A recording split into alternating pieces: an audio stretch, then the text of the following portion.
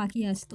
এখন দেখছি রোজ এখানে খাবার পায়, রোজই এখন আসে। আর এত গাছেও একটা ফুল থাকে না। আর এই ফুলকপিটা এত ছোট, কিন্তু তারপরে ফুলগুলো অনেক ভর্তি ভর্তি, অনেকটা ফুল হয়েছিল। তারপরে এর মধ্যে আলুও কেটে দিয়েছি। আর এখানে লাল শাক দেখতে পাচ্ছি, অনেকটা লাল শাক আছে। সেখান থেকে কিছুটা লাল শাক আজকে করবো, কিছুটা আবার পরে করবো। আমাদের আশপাশে হয়তো চাষ হয়, সেই সব নিয়েই আমাদের হাটে বিকগুলো ভালো করে কেটে নিয়ে দেখো কিছুটাই লাল শাকে যে রেখে দিলাম, কিছুটা কেটেছি। আর বড় মশা এখন তেল মশলা খুব খায় না, মানে সকাল আগে পরোটা কচুর এইসব খেতে, এখন ওইসব খায় না। এখন তার জন্য ওকে হলো মুড়ি আর শশা দিয়েছিলাম, সেটাই ওকে দেবো। আর এদিকে ভাতটা বসিয়ে দিয়েছি, আমার ভাতটাও হয়ে গেছে প্রায়। তারপরে সবজিগুলো ধুতে চলে এসেছি এখানে।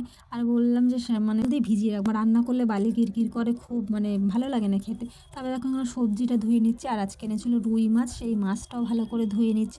ধুয়ে নিয়ে একবারে চলে যাব রান্না করতে। এদিকে ভাতটা হয়ে গেছিলো, ভাতটা ফ্যান ঝরতে দিয়েছি। আর ভাতটা ফ্যান হয়ে গেছে ধরা, তবে তুলে নিলাম। এদিকে কড়াই বসিয়ে দিয়ে ফুলকপি আর আলুটা একটু সেদ্ধ করে নেবো। আমার ফুলকপিটা একটু সেদ্ধ না করে নিলে না ভালো লাগে না খেতে। যার জন্য ফুলকপিটা, বাঁধাকপি এইসব আনলে না একটু সেদ্ধ করে ফেলে নিলে রান্না করতে যেন ভালো লাগে খাওয়া, মানে খেতে। এদিকে হলো ওইটাই বসিয়ে দিলাম ফুলকপি সিদ্ধ। আর এদিকে আরেকটা কড়াইতে বসিয়ে দিলাম মাছ ভাজা। আর মাছগুলো এইভাবে নাড়িয়ে দিই আমি, যেন কড়াইতে খুব একটা লেগে যায় না। তারপরে দেখো আমার ফুলকপিটা সিদ্ধ হয়ে গেছে, নামিয়ে নিয়ে এখানে হলো দিলাম হলো কড়াইতে রসুন দিয়েছি আর কাঁচা লঙ্কা ফোড়ন দিয়ে আজকে লাল শাকটা করব। আর নুন হলুদ দিয়েছি। আগে মানে শাক রান্না করে জানো তো হলুদ দেয় না, কিন্তু আমার আবার হলুদ ছাড়া ভালো লাগে না রান্না করতে। ওদিকে শাকটা নামিয়ে নিয়েছি, শাকটা একটু ঝোল ঝোল করেছি। মানে আগে শাক ভাজা একটু শুকনো শুকনো খেতে বড় মশাই, এখন শরীর খারাপের পর থেকে শাকটা একটুখানি পাতলা ঝোল থাকবে সেরকম খাবে, তার জন্য একটু মাখো মাখো মানে ঝোল অল্প অল্প আছে সেইভাবে নামিয়ে নিয়েছি। আর দেখো ফুলকপি রান্না বসিয়ে দিয়েছি এখানে। জিরে আর তেজপাতা ফোড়ন দিয়েছিলাম, আদা জিরে বাটা করেছিলাম সেটা দিয়ে দেখো ফুলকপিটা বসিয়ে দিয়েছি।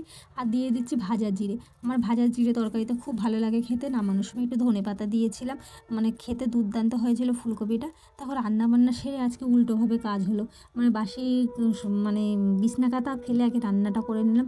কেননা আজকে হলো ছেলে মেয়ে একটু দেরি করে উঠেছিল, ভাবলাম থাক তাহলে পাশে ঘরটা ঝাড় দিয়ে নিয়েছিলাম আর ওরা ঘুমোচ্ছিল। তারপরে এখন রান্নাবান্না সেরে নিই, ভিডিও দেখে শিখেছিলাম। মানে একদিন ইউটিউবে ভিডিও দেখতে দেখতে দেখলাম একজন এইভাবে মশারি গোছাচ্ছে, দেখতেও ভালো লাগে গোছাতেও ভালো লাগে। আগে মশারি মানে খুলে কোথায় রাখবো সেই চিন্তা করতাম।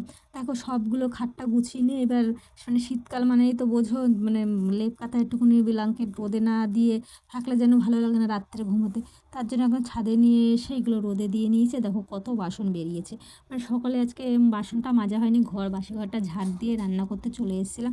তার জন্য একবারে ভাবলাম যে আর মাজবো না, দেরি হয়ে গেছে, একবারে রান্নাটা করে নিই।